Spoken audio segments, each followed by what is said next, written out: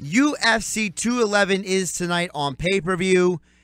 Actually, a bunch of different UFC stories going on this week. So we're going to hit on a bunch of different things. My man from @Talk MMA on Twitter, he breaks all the stories for the mainstream media, gets a hold of them. My man Dizz, how you doing? Hey, how's everybody doing this afternoon? Was kind of rocking out to your song there for a minute. I felt like I was at a Monday Night Raw event. Sorry, so I want to start with you not about the card itself tonight. I want to start with you about the news that came out this week about George St Pierre's now not going to be the next person to fight Bisping. It looks like it's going to be Yoel Romero, if they can get that whole deal figured out. I want to ask you, do you think that this is a sign that George St Pierre is ever going to fight in the UFC again? Look, George St Pierre is like a shuttle launch. This guy is not coming back unless the weather is absolutely perfect. He's been teasing a comeback for the last couple of years. He did an awful movie with Van Damme that had some issues getting their investors to bring the contributed money that they had committed to. And they finally got that wrapped up, so that kind of delayed a little bit of the process as well. It was down in Thailand, so he could have, done some Muay Thai while he was down there. I'm pretty sure he did some training, but it's, I go back to the metaphor. It has to be an absolute perfect conditions for this guy to come back, and he keeps teasing it, and I think it's wrong for, to the fans. I think it's wrong to the UFC. And honestly, it's wrong to himself, especially with the way he left. He left on a high note. He dropped the belt. He walked away. And everybody didn't want to see him leave. But now he's kind of doing this to himself. It's, people are kind of over it. It's kind of like the McGregor and Mayweather chatter. Everybody's kind of tired of it. Sign the bout agreements or let's move on to something else. Bisping versus Romero. If that fight does happen, is that the right fight to happen? And if it does happen, what would you expect from that fight? That's the fight that should have happened in the first place. Michael Bisping, he has defended. He's defended his title against Dan Henderson. Really, this is the fight. Yoel Romero's been, kind of waiting, and we should have seen this a long time. But this fight should have been booked for a UFC 213 in Las Vegas months ago. Should have been ready to go already. If Michael Bisping were to wait until November to fight George St Pierre at Madison Square Garden, and been 13 months since he stepped inside the octagon. So let's get this guy in, and as Michael Bisping seems to do better the more he fights. Now he's on a 5-fight winning streak. He defended his belt. He did something he should have done, and he should have stepped up when somebody was, pulled out of the fight versus Rockhold, and he capitalized on a situation, and here he is the champ. And now it's just kind of. You don't want to hold up the division any longer than it has. You got Robert Whittaker coming up. He just had an impressive knockout victory over Jacare. Gegard Mousasi's looking good. I mean, you got guys right now who are ready to throw hands and come after that gold. Talking with Dizz of Talk MMA. You can follow him at Talk MMA on Twitter. Let's get into the fights tonight. Stipe Miocic versus Junior Dos Santos. Everyone loves heavyweight championship fights. Junior is the former heavyweight champion. Stipe is the most recent heavyweight champion. Do you really think that we can get some stability in the heavyweight division? I mean, we've seen, everyone seems to take a shot at the heavyweight championship. It's been Junior. It's been Cain Velasquez. It's been Stipe Miocic. Everyone seems to be almost getting a shot at this belt. Can we get some stability from a championship contender in the heavyweight division? I think we do have some stability. We've got Stipe. Stipe wins this title, and then he knocks out Verdum for the title. The guy's been okay. So he lost to Junior Dos Santos back in 2014, and he's knocked out everybody since. Knocked out Mark Hunt. He's knocked out Arlovsky, which isn't that hard to do if you got a nice right cross. Fabricio Verdum, which surprised me, especially since Verdum was taking Kane's best, and knocking out Alistair Overeem, which there's a few people on that list that's done that, but yeah, I mean it's kind of getting redundant at this point when you look at the last. This belt doesn't sit still, apparently. Miocic won it back in 2016, May. Verdum won it back in June of 2015. I'm sorry, it was 2014 in November. Cain Velasquez, he held the belt for a really long time, but only defending it twice. Injuries had plagued him. In the last, this being 2017, we've seen, I'd say in the last 10 years, we've seen, about 7 champions, maybe 8. So yeah, there's not been any stability whatsoever. Yeah, over the last 10 years, you're talking about 10 different champions if you're including the interims, like when Shane Carwin had the interim belt at one point. And right. Antonio Rogerio Nogueira, Big Nog, had the belt interim as well. So there's been a few interims going on as well. But overall, it just seems like, for me, and I'm not just speaking as a media guy, as a fan, I'd like to see somebody take a stranglehold of the belt for a while and not have a stranglehold on it like Kane did just because he kept getting injured. Right. And, when you look at the 2 fighters that are fighting for that belt tonight, I mean, there's no depth in the heavyweight division. It's not any longer. You got some rising up-and-comers, and it seems like there's some of the older guys, the veterans, seem to they just want to put their foot on their head and push their face down in the sand, it seems.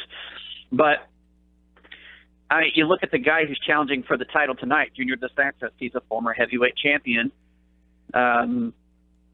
His last 6 fights: win, loss, win, loss, win, loss. The guy's 3-3 in his last 6 fights, dating all the way back to December 2012. And the guys that he does have a win over Stipe Miocic, but he's lost. He's went 1-1 since then, and now he's fighting for the title. So that kind of speaks to the lack of depth of the heavyweight division. All right, so let's analyze this fight real quick. You mentioned earlier that Miocic, Dos Santos, they fought before. To me, I think Miocic is the favorite beyond just the fact that he's the champion. To me, I think Miocic is a much more well-rounded fighter today than the first time Junior fought him, and I think Junior has become a more one-dimensional fighter himself as he has gotten older. So I'm leaning toward Miocic in this matchup. What about you? I am leaning towards Miocic. He's got a fire in his, he's got a fire lit under him right now. The last fight between he and JDS was very close. He came up with the short end of the stick. He felt like, I'm pretty sure and there's many other people who felt like he won that fight. And I believe it was yesterday, I tweeted out something that I couldn't believe, that Junior Dos Santos was a plus 115 dog, and not because I felt like he was the favorite, because I don't know why it's so close. I don't believe that Junior Dos Santos, after looking at him in his last 2 fights, I don't see anything that has told me that he has progressed, nothing that's told me that he's improved. And what's the legitimate, the truth of this is that he's 33 years old, but he's been beaten. I mean, when you consider that he's only 33 years old, he's been through some hellish wars. He's gotten brutalized by Cain Velasquez twice. He get knocked out by Alistair Overeem. Right. I mean, this guy is older. This guy is much older than he looks. Okay, can I interrupt you real quick? and I mean this in all sincerity. This is going to be a mean thing for me to say, but I feel like Junior Dos Santos, he was always considered this great striker. And I'm not saying I'm not belittling his striking ability, but the 2 losses he had to Kane and then the knockout loss to Alistair, doesn't that prove that he is not as elite of a striker as he was painted out to be 7 years ago? I think you can say that accurately, and nobody can really give you any shade for it. To me, I would have to say that his boxing is basic, but this is mixed martial arts. These guys train on everything. So no, I don't think that anybody. Well, his striking looks clean. His striking, okay, that's great. It's like everybody thinking that McGregor's just going to step into the ring and outbox, Floyd Mayweather. It takes 378 rounds to see what Floyd Mayweather has seen in that ring. Right, and also to see it the way he sees it. Some of these fighters, they don't have boxing backgrounds. Like Stipe Miocic is a former Gold Glove boxer. You don't become a multiple-time Gold Glove boxer as an amateur just because you happen to show up one day. So his striking, combined with the other skills, to me is what makes Stipe great. Whereas I feel Junior, he's got some nice striking, but the other aspects of his game are just, he never really developed them. No, I don't think so. I think he's just worked on being well-rounded. What's the phrase that? What's the phrase? Jack of all trades, master of none. Master of none, correct. So, I just don't think that I think that Junior Dos Santos is just a jack of all trades and master of none, and you can put that on pretty much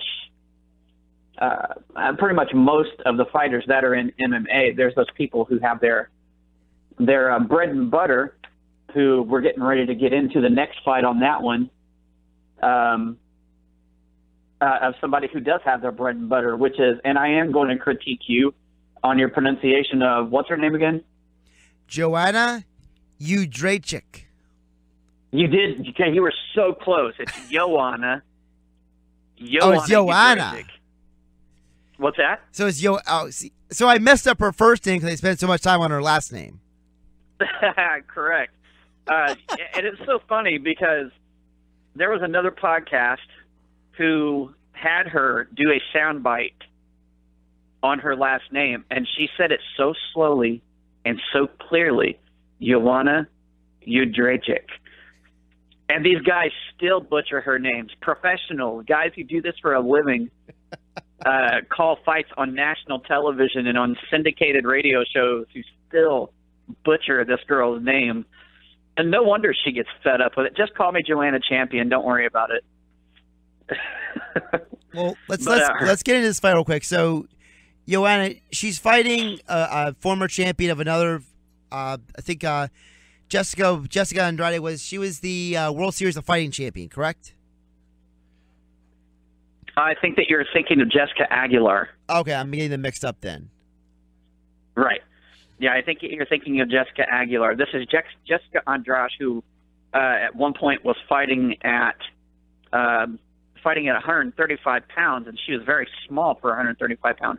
There is no flyweight division, but just like another Jessica I just wanted to be in the UFC. So I'm going to go ahead and fight up a weight class. Right.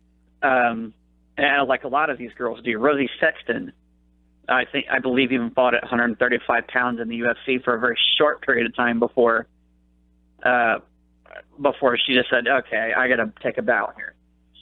And then Jessica Andrade makes her strawweight debut at UFC 199 against Jessica Panay, knocks her out in the second round. So here's what I'm struggling with, and I asked this question on Twitter yesterday, and I still have not had anybody answer me this directly and with any kind of conviction, who has Jessica Andrade beaten that made people think, hey, this girl can wipe the mat with Joanna Jędrzejczyk? I still have not had anybody answer that question directly or even with any kind of conviction whatsoever. Joanne Calderwood is somebody that she fought. She's not really a top-tier strawweight. Angela Hill, she basically got told, hey, listen, you're not going to be fighting for the UFC after, coming off of these fights right here. Right. So we're going to have to cut you. She got cut from the UFC, and then she went down to Invicta. She won the title down there by split decision. She decisioned another girl to retain her title. And then she comes back to the UFC after a 4-fight win streak. And then she ends up running into Jessica Andrade. And, she loses that fight as well. Angela Hill's not an impressive strawweight. She never has been. She's got good striking. She's a raw athlete. Yeah, that's pretty much it. I mean, that sums it up, very well. She's not, master of. She's very good at striking. She's okay on the ground, but Angela Hill's not a threat to anybody in the strawweight division, at least at this moment and this young in her career. Right. Maybe 2-3 years from now it might be a different story. And she gave Jessica Andrade fits. So when we look back at Joanna Jędrzejczyk's record, Karolina Kowalkiewicz, Claudia Gaudela, which to me, if Claudia Gaudela didn't get it done on the ground with Jędrzejczyk, I don't see Jessica Andrade getting it done on the ground either. I don't care if she is a black belt. Carla Esparza, who's a damn good wrestler, this girl, you couldn't get her to the mat. I mean, you're looking at a 13-0 champion. And also, I would like to add that if it wasn't for Jędrzejczyk, the UFC probably would not be opening the featherweight or the UFC flyweight division for the women at this time. All right, so I think we're both going with Joanna in this fight, correct? Absolutely. Joanna Jędrzejczyk, and I don't think it's going to be – I think what's going to happen is that she's going to have a feel-out process for rounds 1 and 2, and then I think she just turns up the boosters for rounds 3, 4, and 5. All right, so let's go real quick through the rest of the fights here, the main ones. So Demian Maia versus Jorge Masvidal. I'm going Maia. I just think he's a better fighter than Masvidal. What do you think? I don't think that he's a better fighter than Masvidal. I think that he is a master at grappling. He's not a jack of all trades. He is actually just a master at grappling and jiu-jitsu. And I think that he's I'll say this, if Maia gets a hold of him within the first 2 minutes while they're dry, if he gets a hold of him within the first 2 minutes while he's dry, gets a good position, Maia has a sneaky way of getting your back from odd positions. That's what he's a master at. And yeah, I think he can close it out within the first, in the first round.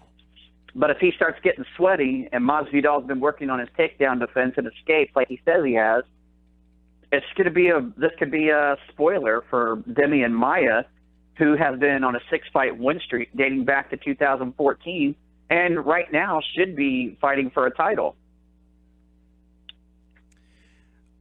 Frankie Edgar, the New Jersey guy, versus Yair Rodriguez. I think Frankie wins this because I think Frankie is still at a high enough level to beat guys. I just don't think he has what it takes to beat the Aldos, the Conor McGregors of the world. But I think he still has what it takes to beat a guy like Rodriguez, and a guy like Rodriguez who I feel like he just doesn't have the fundamental skills down like Frankie does. I almost want to jump on the hype train right now for Yair Rodriguez. So what's holding you back? Right now, Frankie Edgar. Kind of hard for me to jump on a hype train when the only loss that Frankie Edgar has had since July 2013 or February 2013 is Jose Aldo. Since 2013, he's lost twice to one person. Everybody else he's beaten. He knocked out Mendez. He decisioned Jeremy Stevens. He decisioned Uriah Faber. He submitted Cub Swanson, who seems to have found another gear. He brutalized BJ Penn, which was a hard fight for me to watch because I'm friends with BJ Penn. So that was hard for me to watch his last two fights, if I probably should say it that way, watching Yair take him out too. And in fact, Yair Rodriguez, he took out BJ Penn a lot faster than Frankie Edgar did. So it does speak for his explosiveness. So who are you picking? I'm gonna jump on the hype train tonight, and I'm gonna pick Yair Rodriguez to win this fight. All right, let's hit off. I'm assuming this is Krzysztof Jotko. That's one I didn't look into, but he's fighting David Branch. We'll go with Jotko. Yeah, David Branch. So, David Branch, longtime two-division champion of World Series of Fighting. He's, coming back to the UFC. He had been in the UFC a long time ago, and, he just wasn't up to snuff with everybody else. He went to other divisions. And it was about 10 fights into his career. He lost to Husmar Palhares by knee bar, which I'm surprised he still, surprised he doesn't have an amputated knee at this moment after fighting Palhares. He had an embarrassing KO slam by Gerald Harris. He went 2-2. The division just wasn't deep enough to keep him around, so they let him go. He went on to fight, for World Series of Fighting and Titan Fighting's championship, and he himself, he's on quite his only loss in the last,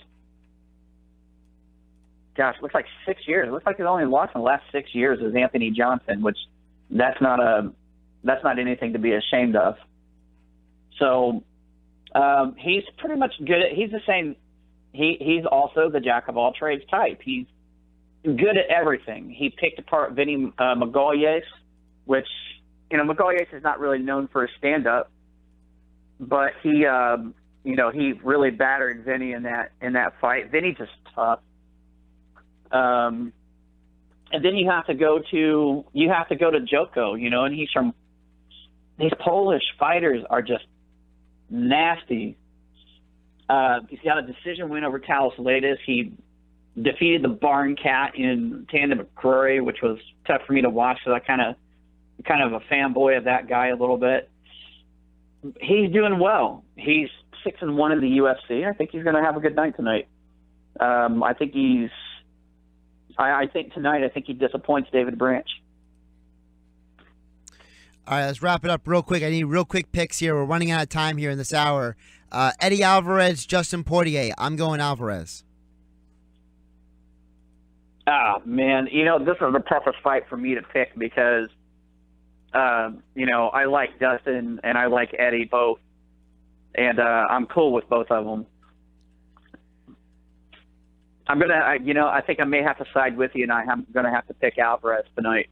I think he was very embarrassed by the way he lost to Conor McGregor. And sometimes a loss like that's enough to send a fighter back on a rampage.